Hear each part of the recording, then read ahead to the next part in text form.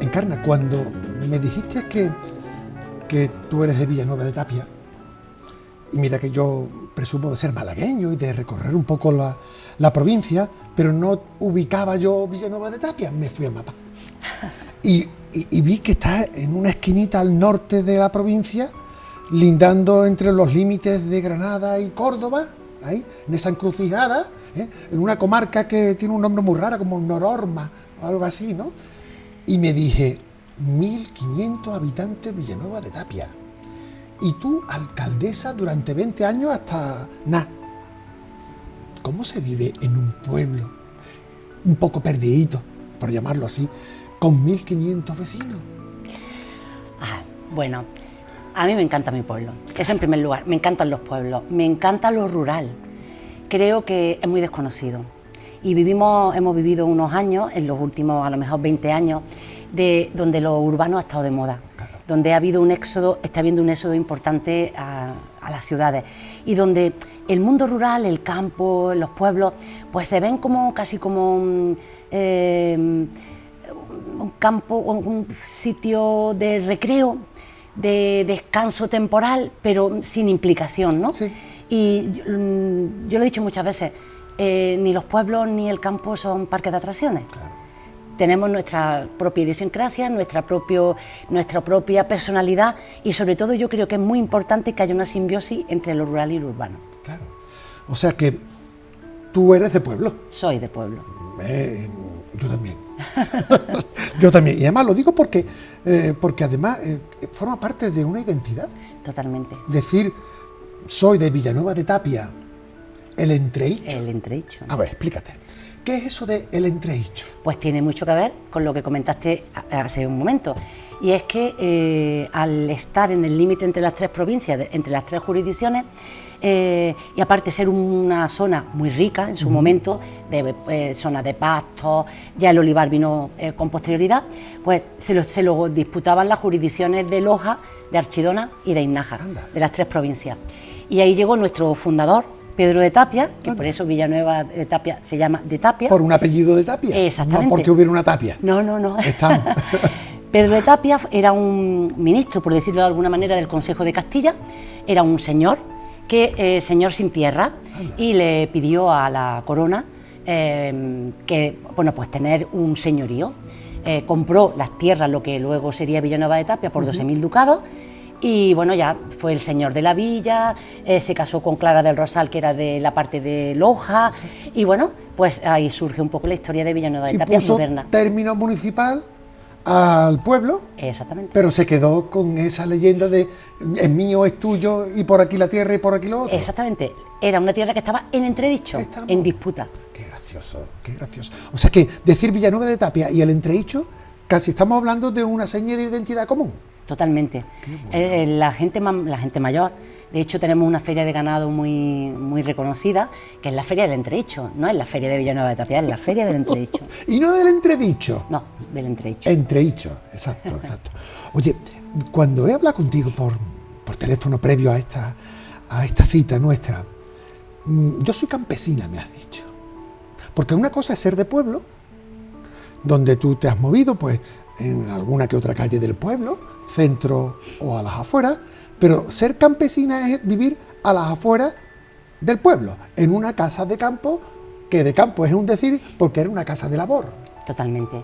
Yo soy campesina y me siento muy orgullosa.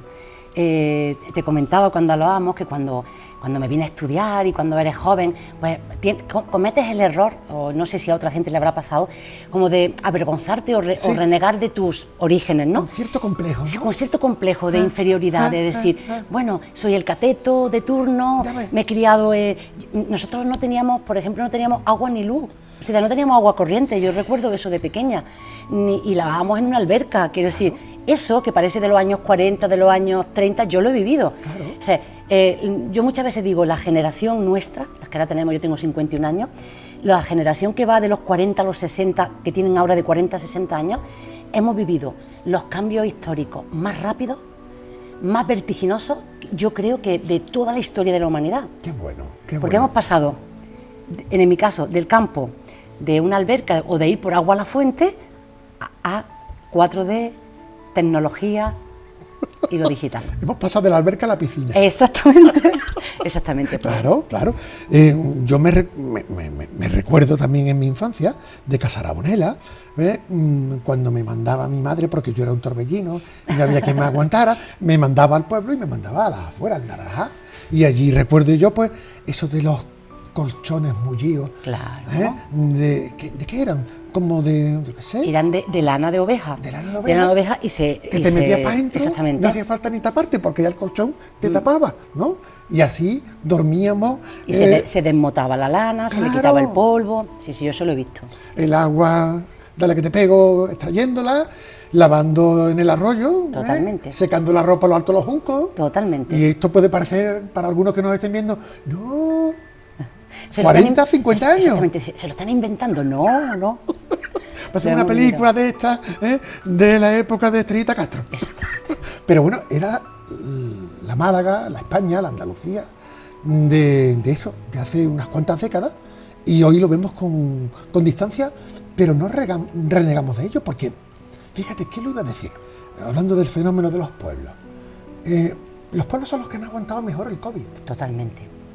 Los pueblos han puesto un valor que vivir en la ciudad tiene más riesgo que estar en un pueblo, aunque al pueblo todavía nos lleguen las calidades de vida, entre comillas, como sea un internet 10 megas o cualquier otra historia de alta velocidad, ¿no? Pero en los pueblos hoy yo creo que va a haber un retorno. Yo creo que sí.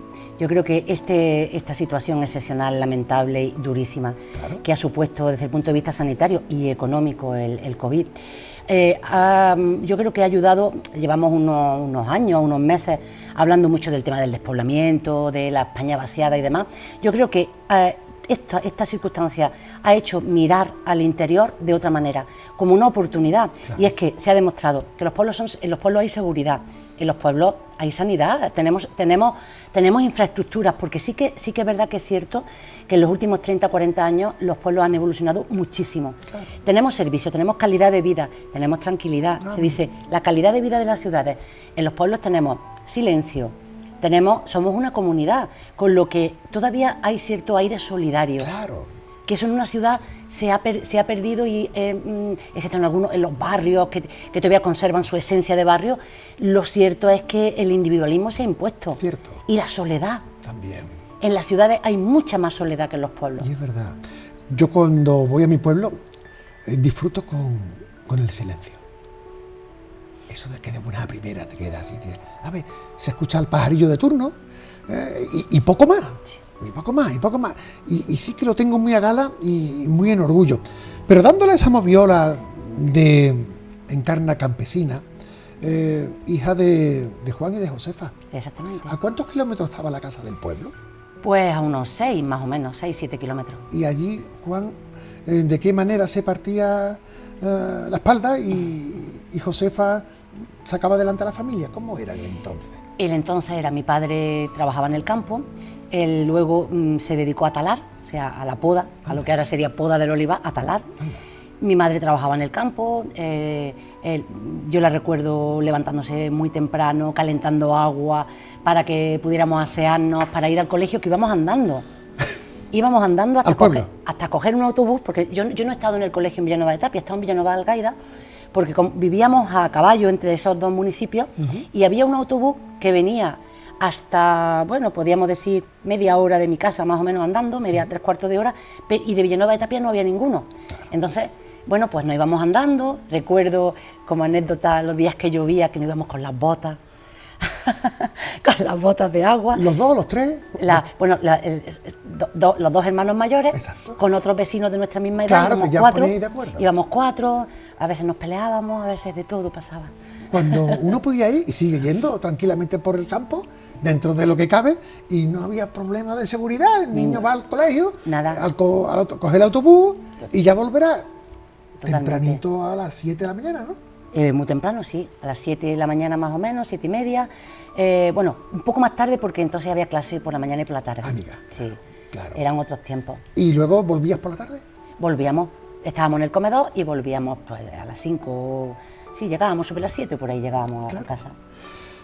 Y tu padre y tu madre dicen, aquí el campo tiene el futuro que tiene y hay que hacer todo lo que se pueda porque estos niños sean niños de bien y se eduquen como Dios manda, ¿no? Y ahí pusieron todo el empeño, ¿no? Sí, porque nosotros venimos de una familia muy humilde, Claro. Mis padres no tenían dinero, de hecho nos cuentan historias relacionadas con el hambre cuando eran pequeños y todo, ¿no? Ellos eran oriundos siempre de Villanueva de Tapia. Bueno, de Innájar, que es de Córdoba, el pueblo, pero también del campo, siempre han sido del Siempre campo, del sí. campo, ¿no?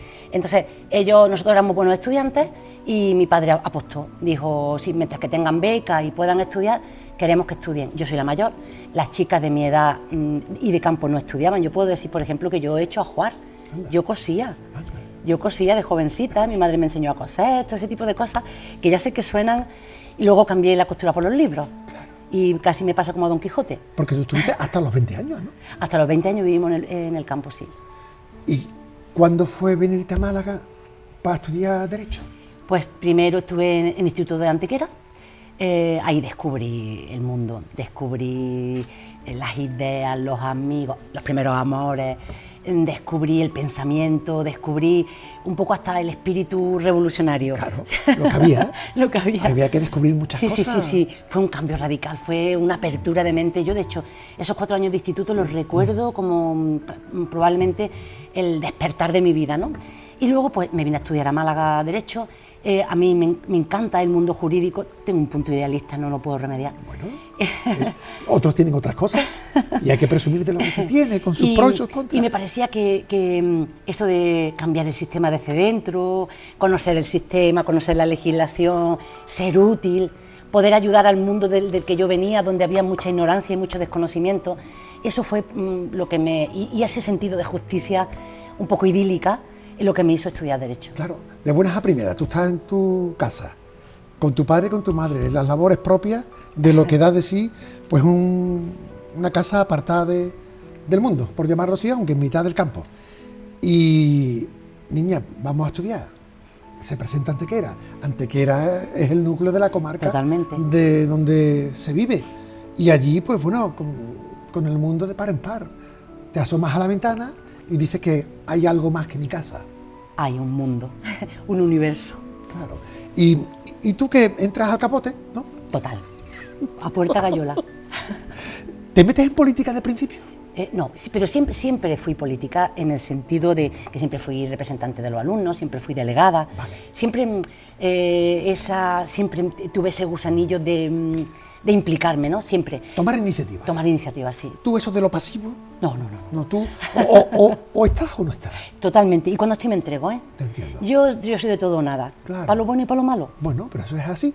Y de buenas a primeras, pues bueno, ves que te motiva el derecho. Sí, mucho. Derecho aplicado a la justicia social, Sí, a que hay que cambiar las cosas para mejorar la calidad de vida. Y bueno, ¿tú te podías imaginar que podías llegar a ser diputada provincial? No. ¿O 20 años de alcaldesa de tu pueblo? Para nada. Eso fue una aventura. Eso digo yo. Eso fue una aventura que duró... Cuando yo termino la carrera, me preparo posiciones de judicatura y fiscalía durante 5 años. 5 años de mi vida, que yo siempre digo que no tengo recuerdos. O sea, ¿En Málaga dónde parabas cuando estabas con pues, la carrera? El primer año viví en... 5 años, ¿no? Sí, Capuchino.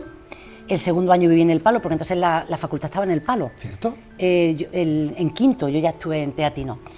Luego, y 3 años, estuve viviendo por la zona de Carloa, allá, en la barriada de los Millones. ¿Y dónde ibas? ¿A casas de pisito, de habitación? No, alquilábamos un piso y además, curiosamente en aquella época yo venía con mi hermano y eran pisos mixtos, que eso tampoco era estamos hablando de muy moderno, estamos hablando de... Compartiría, digamos, la casa, el piso, Claro, y ya chicos, cada chicas. uno se buscaba Sí, la vida como pudiera. Chicos, chicas, pero vamos, que eso era algo llamativo en aquella época, Cierto. donde todavía pues los chicos con los chicos, las chicas con las chicas. Pero había que apañarse, Claro, claro, mi hermano y yo íbamos juntos. claro. ¿Y tu hermano qué hacía? Mi hermano estudió empresariales. Toma. Sí. Él se preparó unas oposiciones de Hacienda, él es subinspector de Hacienda, él sí pudo. Bien. Y bueno, yo no lo conseguí. ¿Y tú querías ser, cuando terminas la carrera, fiscal o jueza? Ojo, ojo. Muy duro, ¿no?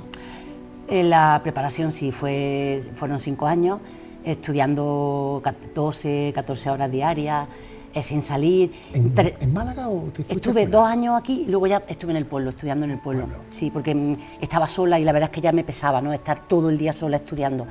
300 temas de memoria.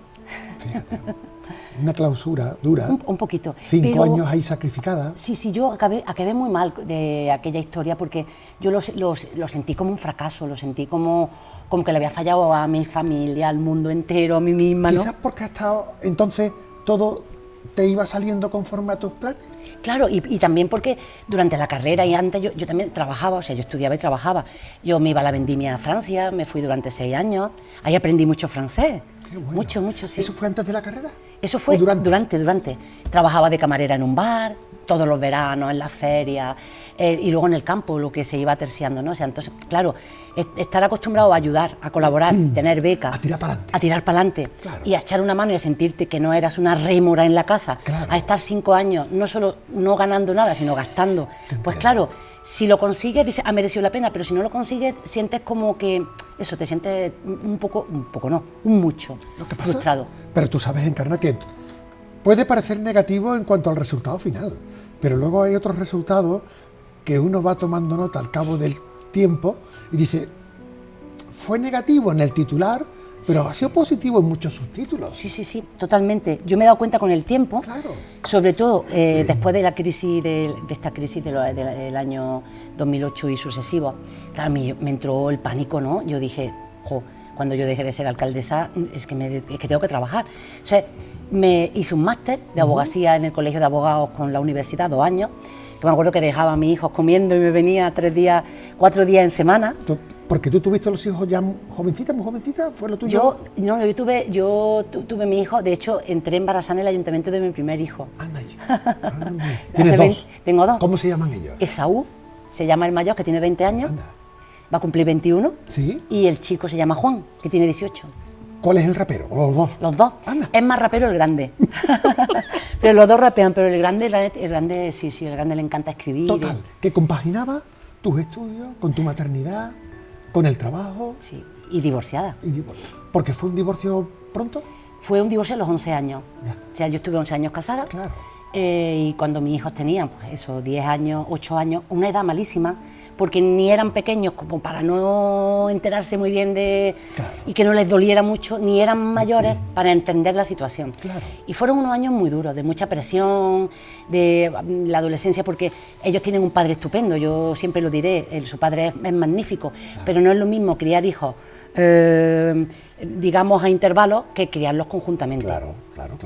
Con lo cual, si te digo que fuiste madre coraje, Un poco sí, porque también era una época en la que yo era alcaldesa, diputada, no Eso tenía, te parecía. no tenía mucho tiempo. Claro.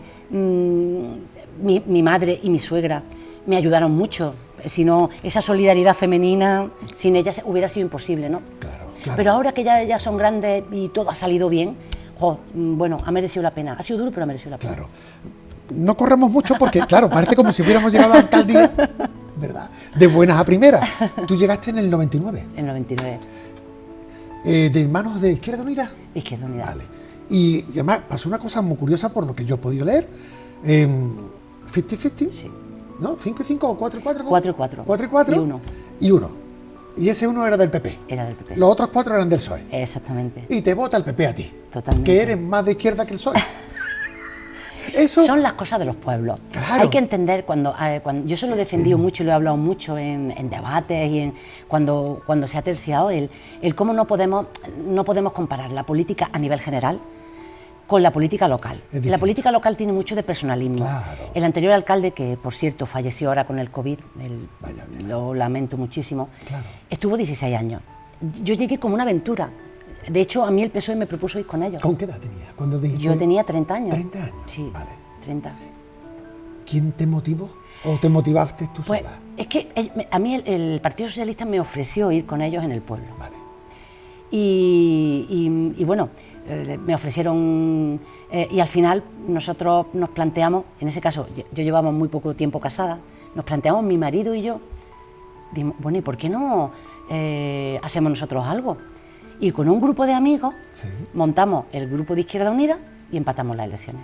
Y fue una aventura. Porque no existía Izquierda Unida en el pueblo. No existía.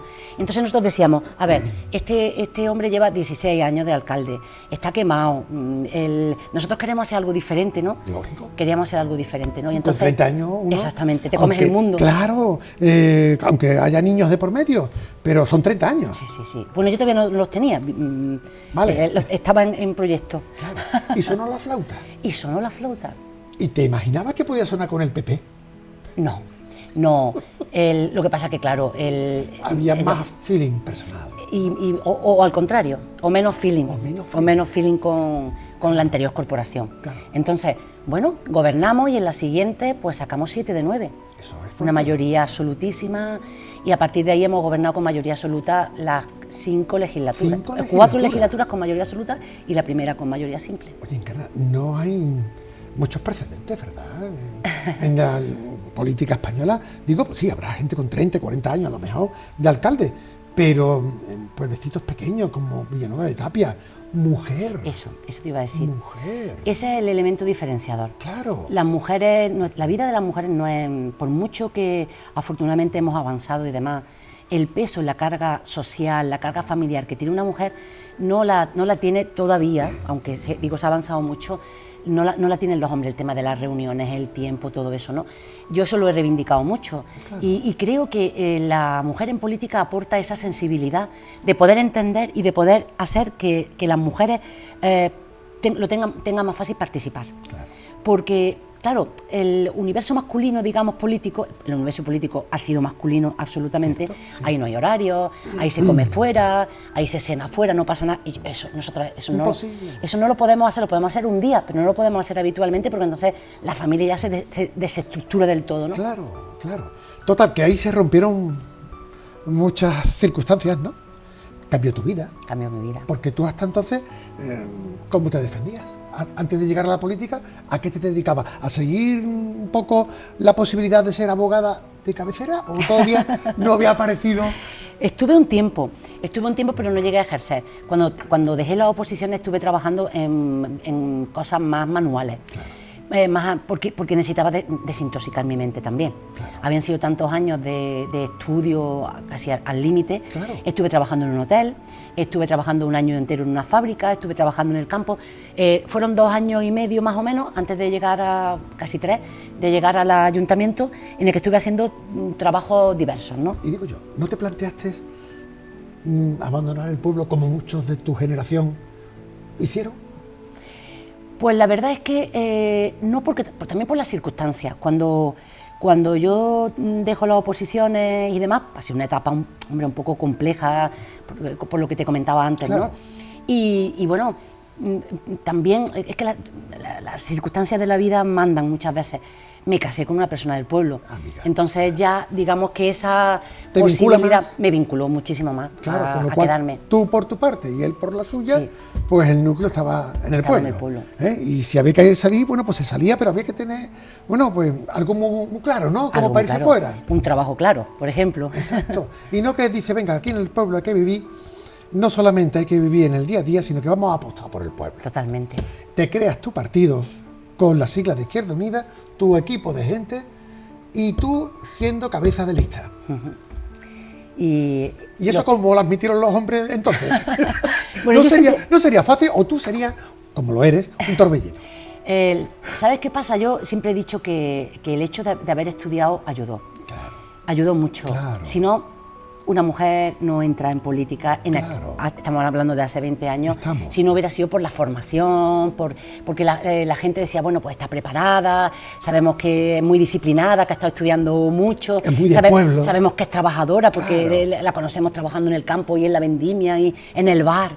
Que tú no eras desconocida. No, yo no era desconocida. Exacto, exacto. También había estado en el juzgado de paz, o sea que sí, y sobre todo el tema del bar. Claro. El haber sido camarera, fui camarera durante 3 años más o menos. El bar del pueblo. Un bar del pueblo, sí. Ay, por Dios. Eso da una psicología. Yo también. Sí. En el mío. Pues a mí me encanta. Eso de poner los carajillos. A mí me encanta. Siempre fue un trabajo que me encantó, porque tienes una relación con la gente muy especial. Claro. Y además ver, yo siempre me he planteado que se descubre mucho cómo es la gente con los camareros. Sí, sí, sí. sí, La sí. buena gente trata bien a los camareros y mira. la mala gente no trata bien a los camareros.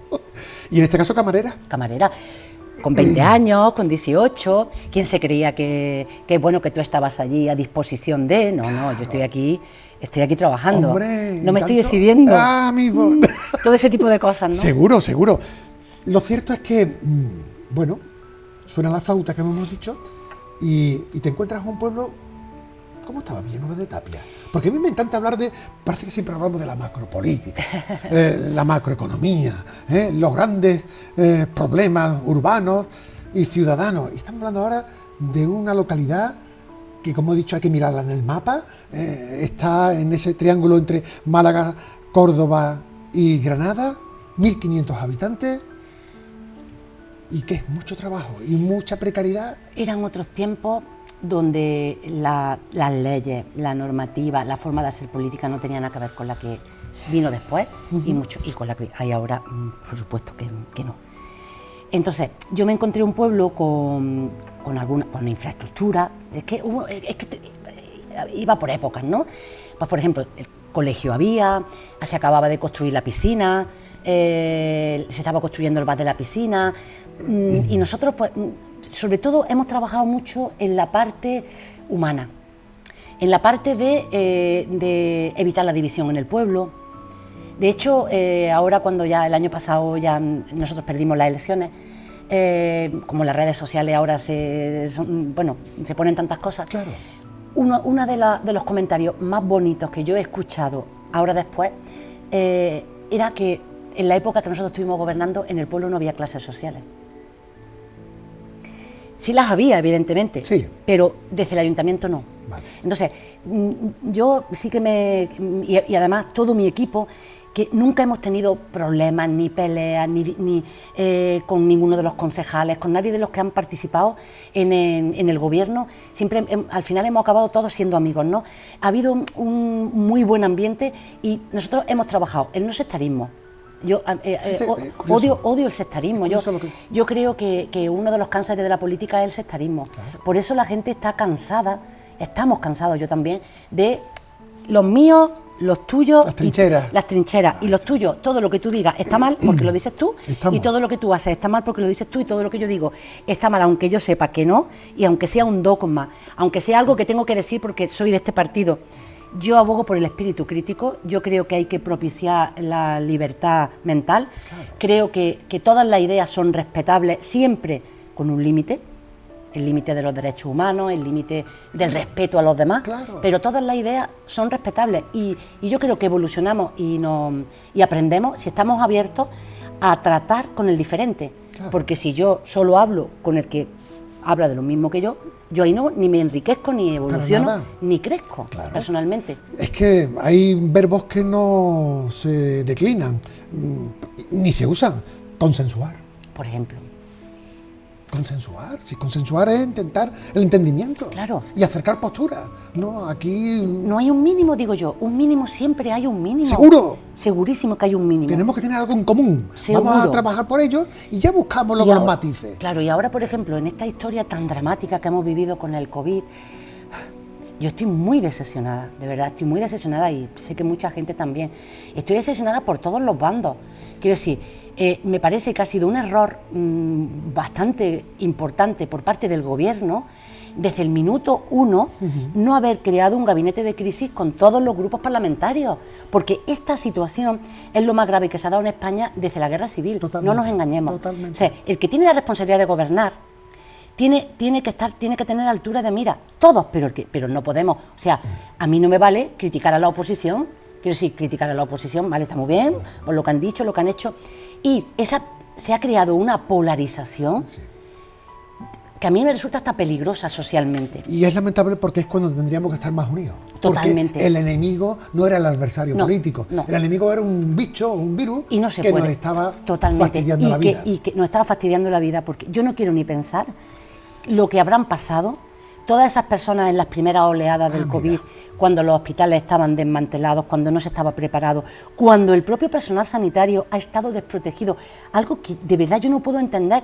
Yo digo, es que hemos mandado a los soldados a las trincheras sin fusiles. Sí, sí. O sea, eso, yo entiendo que nadie estaba preparado para esto. Muy duro. Nadie estaba preparado para esto y por lo tanto yo me alegro de no haber tenido que tomar decisiones en estos tiempos tan complicados. Y fíjate que en el sur no hemos tenido tanta gravedad, ¿no? Si nos vamos A desde Madrid. Peñaperro para arriba, las tragedias Ha humanas sido drama. en las residencias de los mayores, los mismos sanitarios que han ido Totalmente. sin ningún No, chaleco antibala, por llamarlo así. Totalmente. Y la soledad, algo añadido, Ya, porque ya. quien ha muerto en estas circunstancias y las familias de las personas que han muerto de COVID o de otras enfermedades, ha sido la desolación. Sin consuelo. Sin consuelo, sin acompañamiento. En un país como el nuestro, mediterráneo, donde tenemos una cultura de la muerte tan especial, ¿no? Y Claro. esto ha sido yo creo que todavía no somos conscientes de cómo nos ha podido afectar psicológicamente Saldrá. y el propio confinamiento. Sí, esto tiene que salir. por Esto algún tiene que lado. salir, o sea, es como esto ha cuando sido algo- no has llorado lo suficiente Exactamente. y nos falta todavía el tiempo duelo. de doler, duelo, el duelo, ¿verdad? sí. A lo que iba, que en el pueblo cuando tú fuiste alcaldesa, o al menos en el arranque de tu mandato, hubo siempre trato igualatorio. Sí, siempre, eso Aquí siempre. los dones eran los justos Sí, y todo en todo caso eran dones. Exactamente, y yo recuerdo al principio lo típico, eso que llega la gente a tu despacho y te dice, es que yo nunca te pedí un favor, unas cosas, ese tipo de cosas muy de pueblo, y yo creo que Para una vez que vengo. exactamente, ese tipo de cosas nosotros tenemos que hacer una labor educativa Ya. y decir, yo no hago favores, yo cobro a final de mes un sueldo por hacer mi trabajo. Estoy obligado a ayudarte. Estoy obligado Claro. a intentar hacer todo lo posible para resolver este problema. claro. Es mi obligación y cobro por ello además. Exacto. No es gratis, por lo tanto, es mi obligación. O, por ejemplo, otra cosa que yo he batallado muchísimo en política, por donde quiera que he pasado, es con el tema de los enchufes. Ah. Yo muchas veces digo, todos sabemos cómo se mata, todos sabemos cómo se hacen trampas, pero uno decide hacerla o no hacerla. Y yo creo que hemos llegado a un punto político en que lo normal se ha vuelto anormal y lo anormal se ha vuelto normal. Cierto. Entonces, por ejemplo, lo de la honradez, tener claro los límites y demás, es que eso es lo normal. Claro. Y sin embargo, parece que es lo excepcional. Claro, entenderse. Claro, y hacer entenderse. un pacto. Y luego- Ahora, eso, pactar parece rarísimo. Y luego otra cosa que yo también he tenido siempre muy clara, ¿no? Y es que si tú eres el representante, yo también en los pueblos, si tú eres el que manda, no. Yo a mis niños cuando eran pequeñitos decía, mamá, es que tú mandas. Digo, no, yo no mando, yo represento. Claro. Que no se te olvide que una cosa es mandar y otra cosa es representar. Llevar la voz de tu pueblo, que eso es un privilegio. En todo caso me mandan.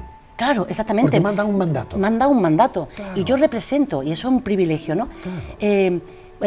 Cuando tú tienes esa posibilidad de mínimamente transformar algo que es muy difícil y que tú no haces grandes cosas, y además tampoco lo haces tú, lo haces con tu equipo y lo haces con los trabajadores del ayuntamiento, que tiene un equipo magnífico. Negociando para arriba y para abajo y poniendo piel y ganas, ¿no?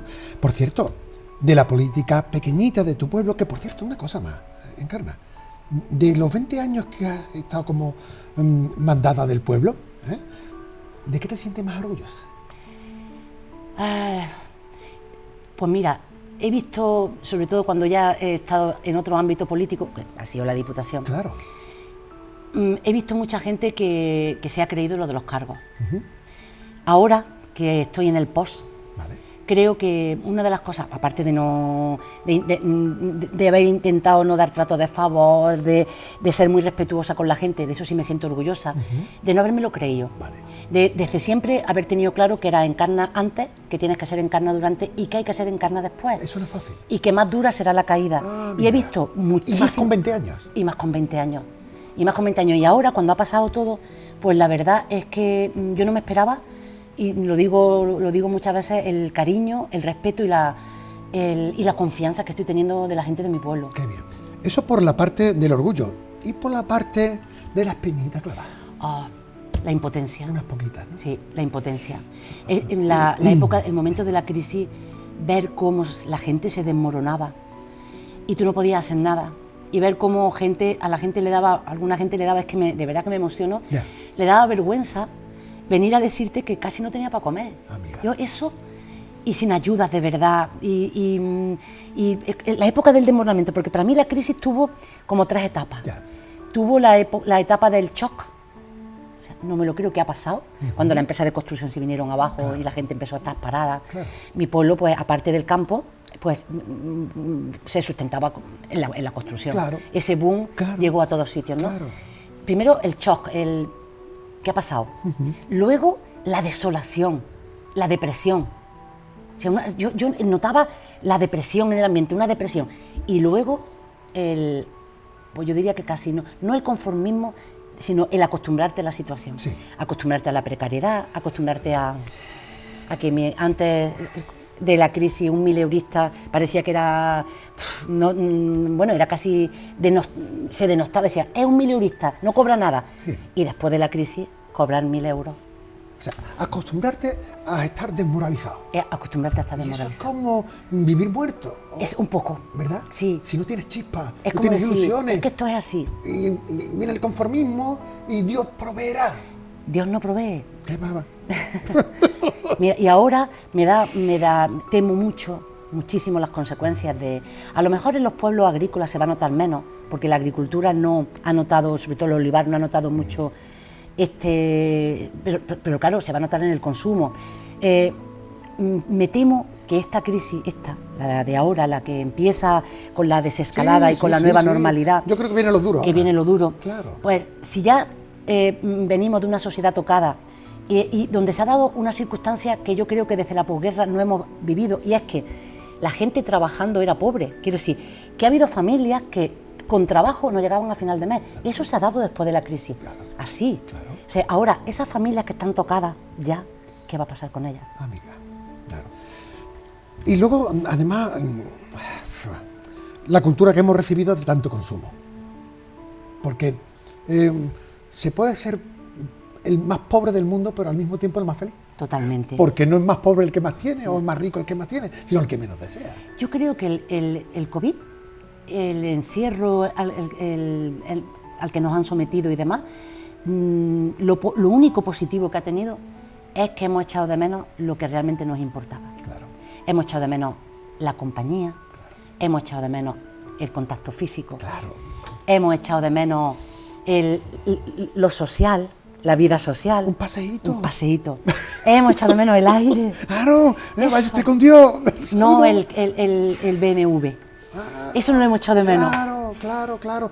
Hemos tenido que levantar el pie a costa de muchos sacrificios y a lo mejor para reconsiderar que había cuestiones que no habíamos embalado más de la cuenta. Es posible. Y a lo mejor, digo por poner un poquito de parte positiva, ¿no? Porque todo lo que sea muy brusco como ha sido esto, pues tiene su precariedad. La noria se ha parado en seco. Exacto.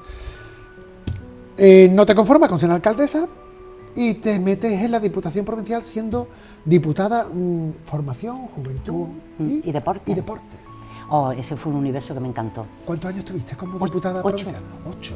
Compaginando con la alcaldía. Claro. Me encantó. ¿Y ahí, Málaga, el pueblo Málaga? Exactamente. Y sí, fue riquísimo, aprendí muchísimo, conocí a una gente interesantísima, fue una experiencia dura en lo personal, porque claro, mis niños eran pequeños, porque no tenía prácticamente tiempo.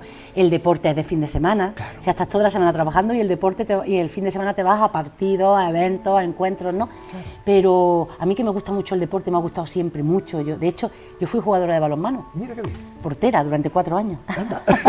¿Y paraba muchos balones? Tenía mis días. Tenía mis días. Había días de esto que te... Sí, sí, es verdad, y hay mucho de no sé, de don, ¿no? Este es mi día y lo paro todo. Exactamente. El otro día me la meten por todos lados. Y es verdad. Oye, el hecho de ser diputada provincial y tener un poquito pues de más responsabilidad a la hora de... bueno, pues te provocó a lo mejor la sensación de que desde una diputación provincial se pueden hacer muchas cosas para los pueblos pequeños. Desde una diputación provincial se pueden hacer muchísimas cosas para los pueblos pequeños si se apuesta por ello. Ahí va. Mucho. De hecho, vivimos eso, o sea, se ha discutido mucho sobre la desaparición de las diputaciones, sobre la utilidad y demás.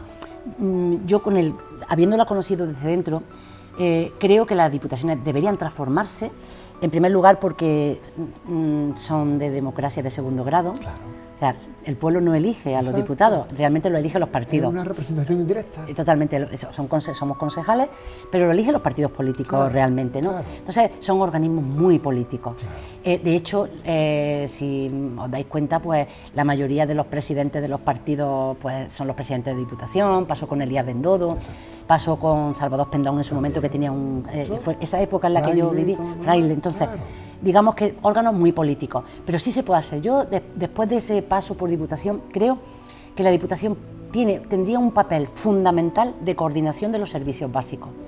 Por ejemplo, lo que se hace con los residuos, con el agua, la gestión del agua, claro, todas esas cosas que los pueblos obligatoriamente tienen que prestar, claro, se podrían mancomunar perfectamente. Claro. Y la diputación ahí, digamos que eso ahí no hay un componente de decisión política, sino claro, de gestión pura y dura. Claro. Son servicios que hay que prestar sí o sí, pues probablemente se prestan con más renta, bueno, quiero decir, con menos dispersión económica. Exacto. y con más...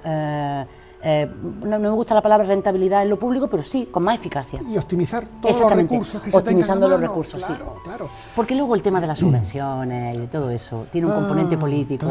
Claro.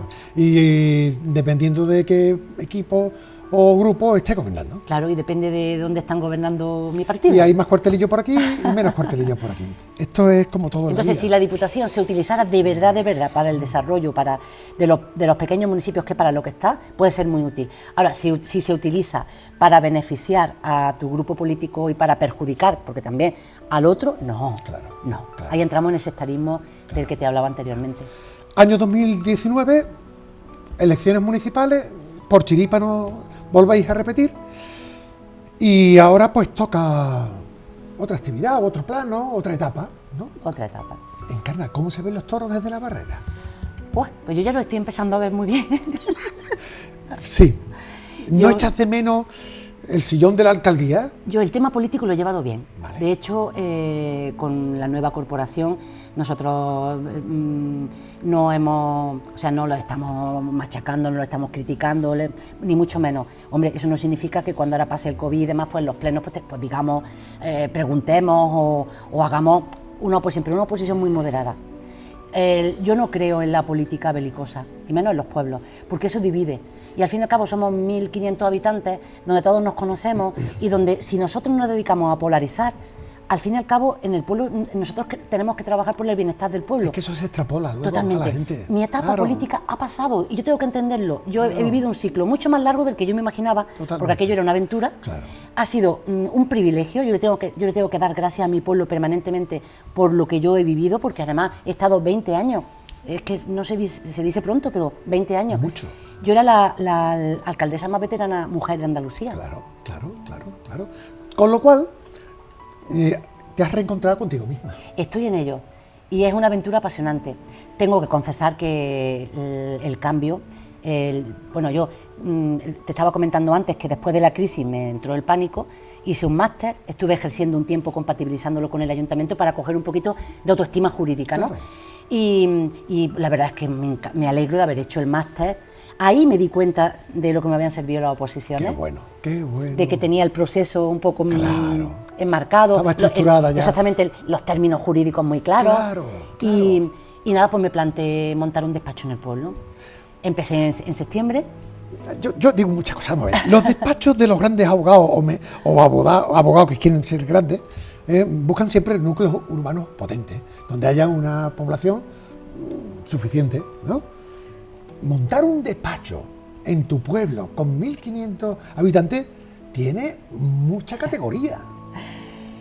Combinó también que una asesoría que había en el pueblo cerró y yo aproveché un poco la coyuntura y Claro. dije, vale, porque empezar, digamos, competir entre comillas con lo que ya existía era complicado, ¿no? Claro. Entonces aproveché esa coyuntura, o sea, soy, como te comentaba, abogada de cabecera. Qué bonito. Me ha encantado el nombre. Claro. Los médicos son médicos de cabecera y los abogados para el papeleo. Hacemos de todo. Lo mismo hemos tramitado ERTES, que el cese de actividad, que llevamos el tema agrícola, o sea, lo que le llaman los códigos cuentas de cotización, los libros agrícolas, dar de alta a los trabajadores, poner las jornadas, todo eso yo lo he hecho este invierno. Qué bueno. Las nóminas, los seguros sociales. Ahora estoy en plena campaña de renta. Fíjate. Eso a la vez que el tema jurídico, pues llevo varios procesos de familia, tengo varios procesos penales. Claro. Y lo que sí es cierto es que el haber estado en la vida pública durante tanto tiempo tiene su ventaja y su Te ha inconveniente. dado un plus. Tiene la ventaja de que la gente te ha visto trabajar, tiene el inconveniente del, digamos, del que te ve solo como político. Bien. Te ve solo como político y no te ve como abogado, ¿no? Ok. Pero Pero te conoces todas las argucias te conoces las administraciones y muy la bien. administración y los funcionamientos internos, Totalmente. las vías, porque ahí es donde está el gran desconocimiento de los ciudadanos, ¿no? En saber Totalmente. por dónde vehicular pues nuestras necesidades ante momentos críticos. Autónomos. Yo que he estado dentro de la administración, Claro. os puedo asegurar que la administración no mira por el administrado. La administración se pertrecha frente a los administrados. Claro. Entonces, es muy difícil acceder, es muy difícil. Además, la administración es muy disuasoria. Claro. O sea, mi proyecto fundamental, aparte de ser abogada de cabecera y de intentar unas cosas con más acierto, otras con menos, porque evidentemente no sabemos de todo. Yo, por ejemplo, el tema de la contabilidad no quiero ni tocarlo, ahí no me meto, Sí, sí, sí, me da pánico, ¿no? Claro. Pero es el tema del derecho administrativo, es lo que yo conozco bien, mejor, y el tema de las subvenciones. O sea, yo me he hecho una página web y yo me publicito de cara al exterior como gestora de subvenciones públicas, Muy bien. ¿Por qué no? destinadas fundamentalmente a las pymes y a los autónomos. Qué bueno. No hablo ya de las bonificaciones a la hora de contratar trabajadores, bueno, aunque hay subvenciones de diputación que sí que sería.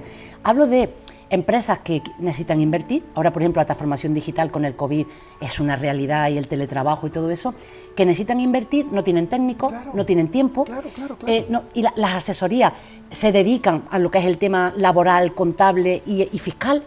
Y el tema de las subvenciones es tan áspero, la documentación es tan compleja que la verdad es que la gente no se atreve. Y hay muchas líneas de subvenciones que no se piden por los pymes, no se piden por las pymes, por eso, por desconocimiento Claro. o por falta de personal. Y yo digo, pues, ¿por qué no esta experiencia al frente de las administraciones? Pues yo la quiero poner ahora para trabajar esa línea de las pequeñas empresas. Cuando, fíjate tú, debería ser la misma administración la que potenciara que el aparato no fuera tan, pues tan bloqueante. La burocracia que parecía que iba a desaparecer, Claro. ¿qué va? Ah. ¿Qué va con los controles? Que si con los el tema defensores del ciudadano. Totalmente, la transparencia, Transparencia. Sí. se cree, y yo a veces he discutido mucho sobre esto, que la corrupción se evita con un portal de transparencia. No, mire usted puede colocar en el portal de transparencia o con una ley de contratos que ponga topes, que ponga límites, haga usted todas las leyes que quiera, todas las que usted quiera, ponga todos los controles administrativos Perfecto. que quiera, que la corrupción va por otro lado. Claro. Hay una palabra para combatir la corrupción y es ser honesto. Es que es de lo que hablábamos antes. Es que lo normal se ha convertido en anormal. Y también yo también quiero romper una lanza porque la mayoría, de verdad, la mayoría, sobre todo de los concejales, que además que los concejales de los pueblos no cobran, ¿eh? Claro. Eso tiene un mérito, Claro. dan la cara, se la parten Claro. sin cobrar. Claro. Porque yo he criado a mi hijo con un trabajo y a mí me han cobrado, a mí me han pagado, o sea, yo he hecho un trabajo, mejor o peor. Una dedicación. Una dedicación. Que podía haberla aprovechado para otras historias. Exactamente, pero mi equipo no ha cobrado. Fíjate. Y ha dado la cara. Si este gato hablara.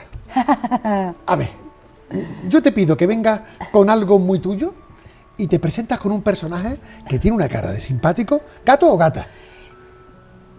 Bueno, Es Rosita. sí. No sé si los colores definen, cosa Oye, que me da mucha rabia. Los gatos son más prácticos que las gatas. Vale. Sí, porque los gatos no tienen descendencia. Vale. Y la descendencia de los gatos es tan rápida que al final con una gata en 2 años tienen la casa llena de gatos. Claro. Si no... ¿Le llamamos personaje por no Sí. ponerle sexo? Vale, venga. ¿Y este personaje quién es? Ah, es que a mí me encantan los gatos. Ah, mira. Sí. Yo casi siempre, en mi casa casi siempre había gatos. De hecho, ahora tengo 4. Toma. O sea que tú sola no estás. No, yo puedo decir una cosa. Claro. Le digo a mi hijo, yo es que de mayor no, pero yo no voy a ser mayor, yo voy a ser vieja. Bien. Yo voy a ser una vieja loca rodeada de gatos. ¿Y qué tienen los gatos que no tengan los perros? O Pues, las personas. La independencia. Son Sí, los más gatos, libres, ¿no? los gatos son espíritus libres. Los gatos no, digamos, se piensa que son interesados, pero no son interesados. Son independientes. Los perros son animales maravillosos, pero los perros son muy dependientes. Los perros no necesitan.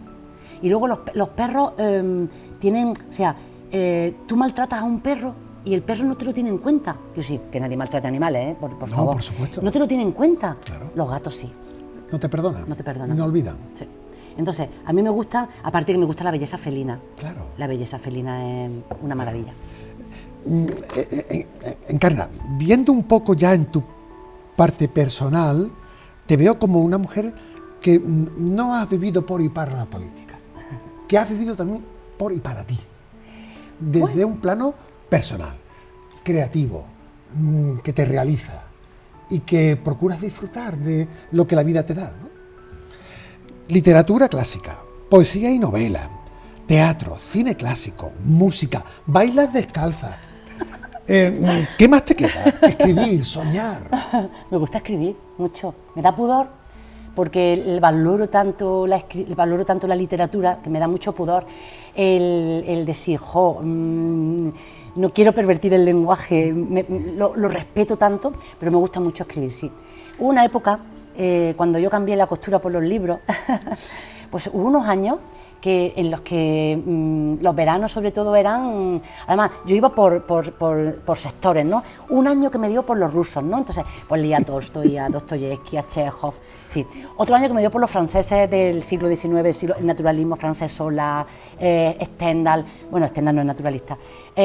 Otra época que me dio por los clásicos, Anda. o sea, Homero, Virgilio, sí. O sea, que todo lo que se te pusiera casi por delante en función de tu estado anímico, Sí, yo o era de tus devoradora, inquietudes. era devoradora de libros, pero con una pasión increíble. Y hubo un libro que, comparado con esto, que son los grandes clásicos, a lo mejor no, desde luego no está a esa altura literaria, pero que me impactó profundamente. Lo leí 3 o 4 veces, y fue El perfume, El perfume. de Patrick Süskind. No habrá sido algo, ¿verdad? Es que no lo saben, pero antes de empezar se nos ha caído un poquito de perfume. Se nos ha caído el bote entero. Pues ha sido algo, no creo yo que sea casual, ha sido a lo mejor una premonición. Por cierto, Y El árbol de la ciencia. y el árbol de la ciencia. El árbol de la ciencia, ese libro lo leí en varias ocasiones y yo entendí que tenía un punto existencialista en ese momento yo. Y digo, ay, yo creo que soy existencialista. Eso me lo enseñó El árbol de la ciencia de Pío Baroja. Tienes una cosa, entre otras muchas, seguro que es muy buena, Encarna, y es que eres mujer abierta. Tus poros tienen que respirar sensaciones y no te quedas con lo primero o lo último, sino que sigues alimentándote con aquello que el viento o los perfumes te traen, ¿no? Sí, la vida es mágica. Eso he visto que dices, creo en la magia de la vida. Sí, totalmente. La vida es un regalo maravilloso. Es un regalo maravilloso y nos olvidamos. O sea, nos acostumbramos a vivir y nos olvidamos de disfrutar de la vida. Y es verdad. O sea, de disfrutar de las cosas básicas. Te voy a contar un secreto. Venga, tírale. Desde hace 2 años más o menos, yo tengo una cosa, mis amigos lo saben, tengo una cosa que se llama el carrusel del amor. Bien. Y es que todas las mañanas yo le hago una foto a una flor y, bueno, escribo un mensaje positivo. Y a la gente que para mí es especial, que me aporta cosas especiales en mi vida, se lo mando. Anda, Los tengo en un grupo, como un regalito. como un regalo. Lo mejor del Entonces, día, lo primero del es día. como decir, vamos a agradecer. Esto puede sonar incluso muy religioso, muy espiritual. Vale. La espiritualidad, ¿qué seríamos sin la espiritualidad? ¿Qué seríamos sin...? El ser humano es razón, el ser humano es corazón, pero el ser humano también es espiritualidad. Naturalmente. Siempre ha sido así. Es espiritualidad. Y el día que dejemos de ser espíritu, seremos máquinas. Totalmente, totalmente. Esa es. Pero te digo más cosas. Tienes en tu vida muchas bandas sonoras. Sí. O sea, ¿cuál fue la primera? Bueno, ¿O ha habido muchas? ha habido muchas. Yo digo que mi vida está llena de canciones. Está llena de canciones, me encantan las canciones. Yo empecé en aquella época mi padre, cuando escuchaba la radio, ese Antonio Molina. Ay, por Dios. La radio, siempre radio. presente en nuestra Sí, vida. yo la sigo todavía, la tengo en mi cocina. Claro. Y la radio para mí es mágica, evocadora, me encanta la Esa radio. sí que tiene magia. Sí, sí, sí, sí, sí. Que no se pierda. O sea que, por un lado, Antonio Molina. Antonio Molina. A mí me encanta Antonio Molina. ¿Y luego? Me gusta la copla, Qué mucho. bueno. Lo de la copla, yo no entiendo cómo se está perdiendo.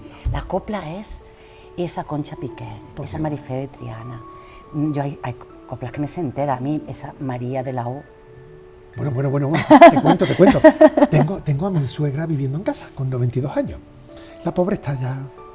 Y intento estimularla, porque a los mayores hay que estimularlos para que no se oxiden. Y con el ordenador le puse, abuela, vamos a poner algo y a recordar, porque ella tiene buen oído y canta. Y salió por ahí Marifé de Triana con María de la O. Es que el vello de punta. ¡Oh!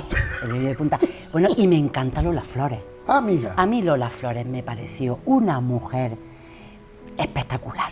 Claro. Una mujer adelantada a su tiempo, una mujer libre en el franquismo. Claro. O sea, una Uy. mujer espectacular.